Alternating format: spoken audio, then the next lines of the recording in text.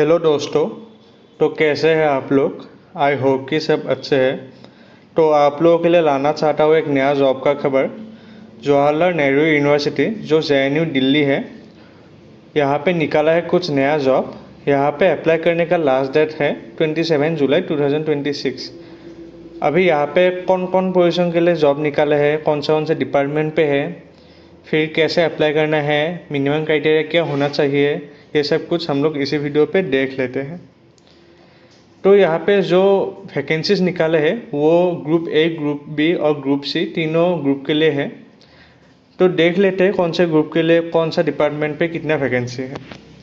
तो group A का vacancy है एग्जीक्यूटिव इंजीनियर इलेक्ट्रिकल डिपार्टमेंट के लिए। यहाँ पे वैकेंसी एक ही है, वो भी जनरल कैटेगरी के लिए ही है। फिर एग्जीक्यूटिव इंजीनियर सिविल डिपार्टमेंट के लिए वहाँ पे भी एक वैकेंसी है जनरल। फिर असिस्टेंट लाइब्रेरियन पे 3 वैकेंसी है, एक जनरल, एक EWS और एक OBC।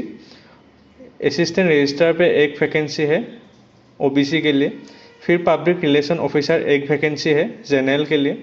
फिर रिसर्च ऑफिसर 2 वैकेंसी है, एक जनरल और एक OBC के लिए। फिर सिस्टम एनालिस्ट यहाँ पे वैकेंसी है 3, 2 जनरल और एक OBC के लिए। फिर क्यूरेटर एक ही है, जनरल के लिए है। फिर ग्रुप बी का वैकेंसीज देखते हैं। सेक्शन ऑफिसर वैकेंसी एक ही है, ST के लिए है। फिर प्राइवेट सेक्रेटरी पे 2 वैकेंसी है, दोनों जनरल के लिए। फिर सीनियर असिस्टेंट है 8, एक जनरल, एक EWS। फिर 2 OBC, 2 SC, एक ST और एक PWD के लिए। फिर पर्सनल असिस्टेंट 8 वैकेंसी है, 2 जनरल, एक EWS, 3 OBC, एक SC और एक PWD। फिर प्रोफेशनल असिस्टेंट के लिए 2 वैकेंसी है, एक जनरल और एक OBC। फिर जूनियर इंजीनियर के लिए 2 वैकेंसी है, वो सिविल डिपार्टमेंट के लिए है, एक जनरल और एक OBC। फिर कंप्यूटर ऑपरेटर पे एक ही वैकेंसी है OBC के लिए। फिर असिस्टेंट आर्किविस्ट एक ही वैकेंसी है ST के लिए, सॉरी SC के लिए है ये। फिर ग्रुप सी का वैकेंसीज कौन से डिपार्टमेंट पे देखते हैं। सेमी प्रोफेशनल असिस्टेंट यहाँ पे वैकेंसी है 60, उसमें से 2 जनरल, एक EWS और 2 OBC और एक ST और एक PWD के लिए है। फिर असिस्टेंट मैनेजर गेस्ट हाउस के लिए वैकेंसी एक ही है OBC के लिए। फिर स्टेटिस्टिकल असिस्टेंट एक ही वैकेंसी है, एक जनरल के लिए। फिर असिस्टेंट 5 है, 2 जनरल, एक OBC और 2 SC के लिए। फिर स्टेनोग्राफर का 20 वैकेंसी है, उसमें से 9 जनरल, फिर 2 EWS, 4 OBC, 3 SC, एक ST और एक PWD। फिर लेबोरेटरी असिस्टेंट में 4 वैकेंसी है, एक जनरल और 2 OBC और एक SC। फिर ड्राफ्ट्समैन पे एक वैकेंसी है जनरल के लिए। फिर वर्क असिस्टेंट है 19, उसमें से 8 जनरल, एक EWS, 3 OBC, फिर 4 SC, 2 ST और एक PWD के लिए। फिर लिफ्ट ऑपरेटर है 2 वैकेंसी, एक जनरल और एक OBC। फिर जूनियर असिस्टेंट पे 46 वैकेंसी, उसमें से 14 है जनरल के लिए, 3 EWS, 12 है OBC के लिए, 8 SC, 7 SC और 2 PWD के लिए। फिर कुक पे है 27, उसमें से 11 है जनरल के लिए, 3 EWS के लिए, 6 OBC, 6 SC और एक PWD के लिए। फिर मल्टीटास्किंग स्टाफ 15 है, उसमें 5 जनरल, 2 EWS, 4 आपका OBC के लिए है, एक SC, 3 ST। फिर मैथ हेल्पर उसमें 30 है, उसमें से 12 है जनरल के लिए, 5 EWS, 7 OBC के लिए, 3 SC के लिए, एक ST के लिए, 2 PWD के लिए। फिर इंजीनियरिंग अटेंडेंट खलासी डिपार्टमेंट के लिए उसमें 30 है, उसमें से 12 जनरल, 4 EWS चाहिए है आपका OBC में, 3 SC, 3 ST और 2 PWD। फिर लेबोरेटरी अटेंडेंट उसमें से 8 वैकेंसी है, उसमें एक जनरल, एक EWS, 5 है आपका OBC में और एक SC में है, SC नहीं ST में है। लाइब्रेरी अटेंडेंट में 2 वैकेंसी है, एक ST और एक PWD के लिए। फिर एनिमल अटेंडेंट है 4, उसमें से 2 जनरल, एक EWS और एक OBC के लिए। ग्राउंड्समैन में है 3, उसमें से एक जनरल, एक ST नहीं ये OBC है और एक SC के लिए। फिर 4 एंटी मलेरिया वर्कर के लिए है वैकेंसी, उसमें से 2 जनरल, एक OBC और एक SC के लिए। तो यही 267 पोस्ट, ये टोटल वैकेंसी था सब मिला के। तो मिनिमम क्राइटेरिया देखते हैं कौन से पोजीशन के लिए क्या है। ग्रुप ए का जितना पोजीशन था उसमें से जो एग्जीक्यूटिव इंजीनियर था उसमें एजुकेशन चाहिए आपका बीटेक इन इलेक्ट्रिकल इंजीनियरिंग, फिर एक्सपीरियंस चाहिए 10 साल का मिनिमम। फिर एग्जीक्यूटिव इंजीनियर सिविल के लिए आपका एजुकेशन चाहिए बीटेक इन सिविल इंजीनियरिंग, फिर एक्सपीरियंस 10 साल का चाहिए यहाँ पे। फिर असिस्टेंट लाइब्रेरियन के लिए आपका एजुकेशन चाहिए masters degree in library science, जो एमएससी इन लाइब्रेरी साइंस बोलते हैं, फिर या तो इंफॉर्मेशन साइंस से भी हो जाएगा। और आपका मिनिमम क्राइटेरिया और एक चाहिए, आपका एग्ज़ाम नेट या स्लेट पास करना है। और अगर किसी ने पीएचडी पास करके रखा है 2009 या 2009 से 2016 के अंदर, उन लोगों का नेट स्लेट या स्टेट एग्ज़ाम नहीं देने से भी हो जाएगा। फिर असिस्टेंट रजिस्ट्रार जो है उसमें आपका पोस्ट ग्रेजुएशन डिग्री चाहिए, मतलब मास्टर्स डिग्री चाहिए। और आपका ये जो वो लोग एग्ज़ाम कंडक्ट करेंगे उसके हिसाब से आप लोगों का सिलेक्शन होगा। फिर आपका पब्लिक रिलेशन ऑफिसर के लिए आपका मास्टर्स डिग्री चाहिए, वो भी जर्नलिज्म या मास कम्युनिकेशन पे ही, और आपका 5 साल का एक्सपीरियंस चाहिए। फिर रिसर्च ऑफिसर के लिए आपका मास्टर्स डिग्री चाहिए, और आपका masters degree mainly modern Indian history related subject पे चाहिए, और नहीं तो सोशल साइंस या ह्यूमैनिटीज़ पे चाहिए। और पीएचडी होने से भी ज़्यादा प्रेफरेंस देगा, डिजायरेबल मतलब प्रेफरेंस ज़्यादा मिलता है। सिस्टम एनालिस्ट के लिए आपका BTech in computer science engineering से या इलेक्ट्रॉनिक इंजीनियरिंग पे होने से भी हो जाएगा।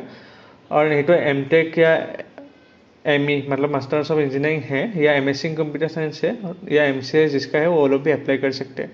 क्यूरेटर के लिए आपका मास्टर्स डिग्री इन साइंस पे चाहिए, कुछ कोई भी हो सकता है, एमएससी बस चाहिए, नहीं तो बैचलर्स डिग्री इंजीनियरिंग या टेक्नोलॉजी से भी हो जाएगा। और किसी का पीएचडी है तो वो लोग भी अप्लाई कर सकते हैं। एक्सपीरियंस चाहिए 8 ईयर्स के लिए। अभी ग्रुप बी का जितना पोजीशन था उसका क्राइटेरिया देखते हैं। सेक्शन ऑफिसर के लिए आपका bachelor degree in any stream होना चाहिए, फिर आपका 3 साल का एक्सपीरियंस चाहिए मिनिमम। प्राइवेट सेक्रेटरी के लिए आपका वही एनी ग्रेजुएशन हो जाएगा, मिनिमम 3 साल का एक्सपीरियंस चाहिए। और इसमें आपका स्टेनोग्राफी का नॉलेज होना चाहिए। आपका स्पीड होना चाहिए 120 वर्ड्स पर मिनट इंग्लिश वर्ड होने से, और हिंदी होने से 100 वर्ड पर मिनट। और आपका ट्रांसक्रिप्शन स्पीड जो टाइपिंग स्पीड होते हैं वो 35 वर्ड पर मिनट होना चाहिए इंग्लिश के लिए, और हिंदी के लिए 30 वर्ड पर मिनट। इसमें आपका स्किल टेस्ट होगा, वो भी लिखा हुआ है, और प्रेफरेंस उसको ज़्यादा देगा जिसका इंग्लिश कम्युनिकेशन ज़्यादा अच्छा है। तो सीनियर असिस्टेंट के लिए आपका एनी ग्रेजुएशन चाहिए और 3 साल का एक्सपीरियंस चाहिए। फिर पर्सनल असिस्टेंट के लिए आपका एनी डिग्री, और उसके साथ आपका स्टेनोग्राफी का नॉलेज होना चाहिए। इंग्लिश वर्ड आपका 100 वर्ड पर मिनट स्पीड होना चाहिए स्टेनोग्राफी का, और हिंदी के लिए भी 100 वर्ड पर मिनट ही है। और टाइपिंग स्पीड 35 वर्ड पर मिनट इंग्लिश के लिए, और 30 वर्ड पर मिनट हिंदी के लिए है। और 2 साल का एक्सपीरियंस है यहाँ पे भी स्किल टेस्ट होगा आपका। फिर प्रोफेशनल असिस्टेंट के लिए आपका masters degree in library science या इंफॉर्मेशन साइंस पे चाहिए, नहीं तो अगर किसी का बैचलर डिग्री भी है लाइब्रेरी साइंस या इंफॉर्मेशन साइंस पे, वो लोग भी अप्लाई कर सकते हैं। अभी ग्रुप सी का पोजीशंस देखते हैं। जूनियर इंजीनियर जो सिविल डिपार्टमेंट के लिए था उसमें आपका सिविल इंजीनियरिंग पे डिग्री चाहिए, नहीं तो अगर किसी का डिप्लोमा भी है सिविल इंजीनियरिंग पे वो लोग भी अप्लाई कर सकते हैं। कंप्यूटर ऑपरेटर के लिए बीटेक इन कंप्यूटर साइंस ही चाहिए और 5 साल का एक्सपीरियंस चाहिए। फिर असिस्टेंट आर्किविस्ट के लिए आपका हिस्ट्री में ग्रेजुएशन होना चाहिए, नहीं तो अगर किसी का डिप्लोमा इन लाइब्रेरी साइंस भी है या आर्किवल स्टडीज़ पे डिप्लोमा है वो लोग भी अप्लाई कर सकते हैं। और यहाँ पे आपका कंप्यूटर सर्टिफिकेट रहना मैंडेटरी है, जो 6 महीना या 1 साल का कंप्यूटर सर्टिफिकेट होते हैं वो मैंडेटरी है। फिर सेमी प्रोफेशनल असिस्टेंट के लिए आपका लाइब्रेरी साइंस पे मास्टर्स डिग्री चाहिए, नहीं तो अगर लाइब्रेरी साइंस पे किसी का बैचलर्स डिग्री है तो वो लोग भी अप्लाई कर सकते हैं, लेकिन बैचलर्स होने पे 2 साल का एक्सपीरियंस चाहिए। असिस्टेंट मैनेजर जो गेस्ट हाउस के लिए था उसमें आपका होटल मैनेजमेंट पे आपका डिग्री चाहिए बैचलर्स डिग्री, और 3 साल का मिनिमम एक्सपीरियंस चाहिए आपका। और अगर किसी का डिप्लोमा भी है होटल मैनेजमेंट पे वो लोग भी अप्लाई कर सकते हैं, लेकिन तब 7 साल का एक्सपीरियंस चाहिए। फिर स्टैटिस्टिकल असिस्टेंट जो है उसमें आपका ग्रेजुएशन इन स्टैटिस्टिक्स होना चाहिए, नहीं तो आपका कोई भी ग्रेजुएशन हो जाएगा अगर उसमें आपका स्टैटिस्टिक्स सब्जेक्ट है तो, जैसे कि बैचलर्स डिग्री मैथमेटिक्स या इकोनॉमिक्स या कॉमर्स पे होते हैं वो सब्जेक्ट। फिर असिस्टेंट के लिए आपका एजुकेशन चाहिए बैचलर्स डिग्री एनी ग्रेजुएशन होने से हो जाएगा, फिर 2 साल का सीनियर असिस्टेंट का एक्सपीरियंस चाहिए। और आपका कंप्यूटर टाइपिंग स्पीड 35 वर्ड पर मिनट होना चाहिए एटलीस्ट इंग्लिश के लिए, और हिंदी के लिए 30 वर्ड पर मिनट। फिर जो स्टेनोग्राफर का पोजीशन था उसमें आपका एनी ग्रेजुएशन हो जाएगा। फिर आपका स्टेनोग्राफी स्पीड चाहिए 80 वर्ड पर मिनट, और उसमें आपका ट्रांसक्रिप्शन स्पीड चाहिए 30 वर्ड पर मिनट, और इसमें भी आपका स्किल टेस्ट होगा। फिर लेबोरेटरी असिस्टेंट के लिए आपका graduation in medicine science stream चाहिए, मतलब जो बीएससी इन जो लाइब्रेरी लेबोरेटरी रिलेटेड सब्जेक्ट होते हैं, जैसे केमिस्ट्री पे मिलेगा आपका, तो लेबोरेटरी इंक्लूडेड सब्जेक्ट पे अगर किसी का बीएससी है तो वो लोग अप्लाई कर सकते हैं, और मिनिमम 2 साल का एक्सपीरियंस चाहिए। तो ड्राफ्ट्समैन के लिए आपका डिप्लोमा इन ड्राफ्टिंग सिविल या आर्किटेक्ट पे चाहिए वो डिप्लोमा, नहीं तो अगर किसी का आईटीआई सर्टिफिकेट है ड्राफ्टिंग में वो लोग भी अप्लाई कर सकते हैं। फिर जो वर्क असिस्टेंट था जितना भी था, wireman, carpenter, mason, plumber, pump operator, meter reader, वो सब के लिए आपका आईटीआई ही चाहिए, और उसी पार्टिकुलर फील्ड पे चाहिए। जैसे वायरमैन के लिए वायरमैन का फील्ड पे ही चाहिए आईटीआई, प्लम्बर के लिए प्लम्बर के फील्ड पे चाहिए, और उसमें उन लोगों को 5 साल का एक्सपीरियंस चाहिए। लिफ्ट ऑपरेटर के लिए आपका 2 साल का वोकेशनल आईटीआई डिप्लोमा होना चाहिए वायरमैन या इलेक्ट्रिशियन ट्रेड पे, और आपका क्लास 10 पास करना है मिनिमम, और 2 साल का एक्सपीरियंस है। सीनियर असिस्टेंट के लिए आपका ग्रेजुएशन ग्रेजुएट होने से हो जाएगा यहाँ पे।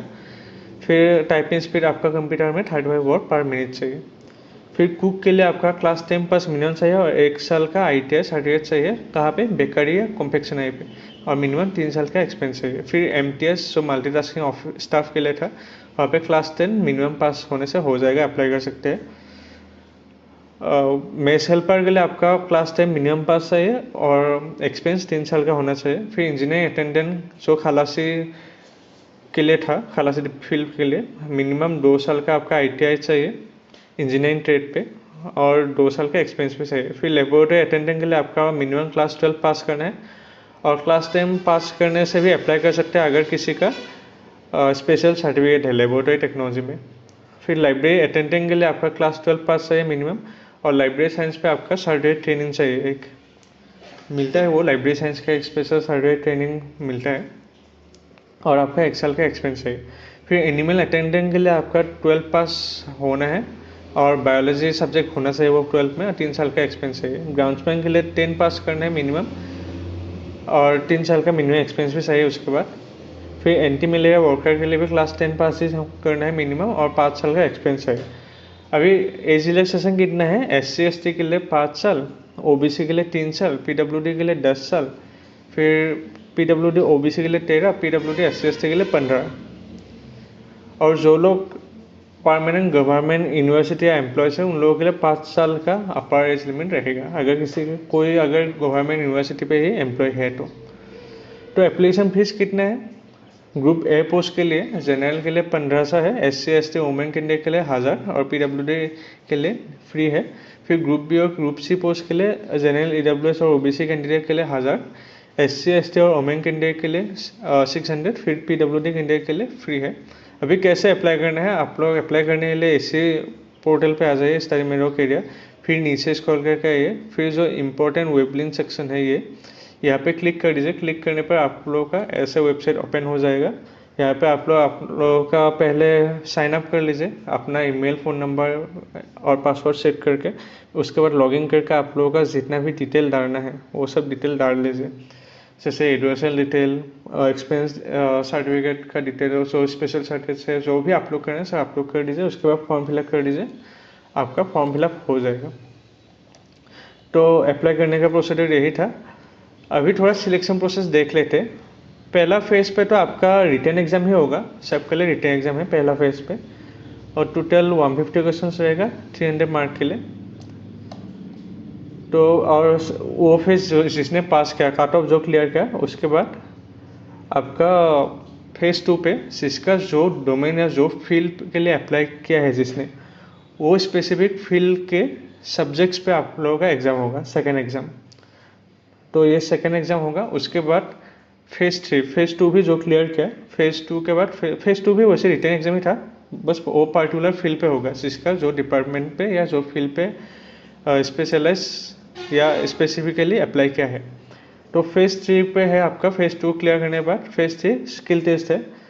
जिसका जिसका स्किल टेस्ट चाहिए था, जैसे private secretary, personal assistant, stenographer और असिस्टेंट जूनियर असिस्टेंट, ये सब का स्किल टेस्ट तो होगा ही। स्टेनोग्राफी के लिए स्टेनोग्राफर का ही होगा, प्राइवेट सेक्रेटरी, असिस्टेंट स्टेनोग्राफर, इन तीनों के लिए स्टेनोग्राफी का ही स्किल टेस्ट होगा। और असिस्टेंट और जूनियर असिस्टेंट के लिए टाइपिंग टेस्ट होगा वो स्किल टेस्ट में। और एक फेज 4 लिखा हुआ है इंटरव्यू, मतलब फेज 2 के बाद जिसका ये सब पोजीशन नहीं था, प्राइवेट सेक्रेटरी ये सब पोजीशन नहीं था, जो ग्रुप ए का पोजीशन था, उन लोगों का डायरेक्ट इंटरव्यू होगा फेज 4 पे। और जो ये सब पोजीशन के लिए स्किल टेस्ट होगा, स्किल टेस्ट के बाद और इंटरव्यू नहीं होगा उन लोगों का, स्किल टेस्ट के बाद वही फाइनल है। और जिन लोगों का स्किल टेस्ट नहीं है उन लोगों का इंटरव्यू होगा। तो यही पूरा प्रोसीड्यूर था यहाँ पे अप्लाई करने का, यहाँ पे सिलेक्ट होने का, जॉब मिलने का। तो अगर आप लोगों को ऐसे नया जॉब का रेगुलर नोटिफिकेशन चाहिए तो आप लोग ये यूट्यूब चैनल लाइक कर दीजिए, सब्सक्राइब कर दीजिए। नहीं तो आप लोग यही स्टडी मेरो करियर्स का व्हाट्सएप चैनल या टेलीग्राम चैनल ज्वाइन कर सकते हैं। नहीं तो आप लोगों का ईमेल यहाँ पे डाल सकते हैं, आप लोगों को ईमेल पे भी नया जॉब का रेगुलर नोटिफिकेशन मिलता रहेगा। धन्यवाद।